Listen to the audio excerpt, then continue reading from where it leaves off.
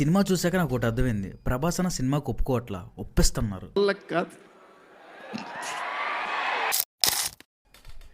ఏంటి లేట్ అయిందని చూస్తున్నారా? ప్రీమియర్స్ లేట్గా వస్తే చూడలేదా? రివ్యూ కూడా చూడండి. పండగ రాధాసాబ్ పండగ మింగులు ప్రభాస్ ఫ్యాన్స్తో మింగులు. ఇప్పుడు వరకు సినిమాకి అందరూ ప్లస్లు అయితే మాట్లాడుకున్నారు. ఇప్పుడు మైనస్లు ఏంటో మాట్లాడుకుందాం. మెయిన్గా చెప్పుకోవాల్సింది రన్ టైం 3 గంటల 10 నిమిషాలు. మారుతి అయితే అస్సలు హ్యాండిల్ చేయలేకపోయాడు. ఉన్నాయి కామెడీ సీక్వెన్స్లు ఉన్నాయి, హర్రర్ సీక్వెన్స్లు ఉన్నాయి.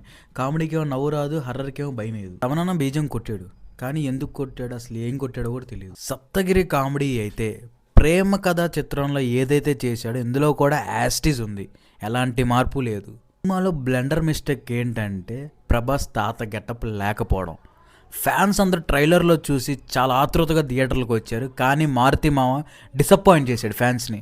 మళ్ళీ నాకు తెలిసి పండగప్పుడు మళ్ళీ యాడ్ చేస్తాడు, కానీ ఈ ప్రభాస్ అన్న దగ్గరికి వర్కౌట్ అవ్వవు.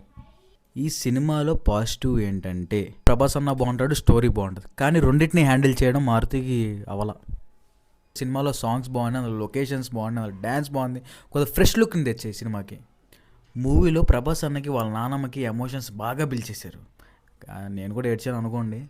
ప్రభాస్ అన్న అయితే ఏడ్పించాడు, నవ్వించాడు, ఫైట్లు చేశాడు, డ్యాన్స్ లాడు, ఫ్యాన్స్కి అయితే ఫుల్ మిల్స్ ఇచ్చాడు. ప్రభాస్ సినిమా తీస్తున్న డైరెక్టర్లు అయితే మారుతి దగ్గర నుంచి ఒకటి నేర్చుకోవాలి. ఏంటంటే ప్రభాస్ని ఎంత అందంగా, ఎంత స్టైలిష్గా ఎలా చూపించాడా అని. విఎఫ్ఎక్స్లో ఎక్కడ కాంప్రమైజ్ అవుతారని చూసానా, కానీ 70mm చూస్తుంటే అదిరిపోయినాయి.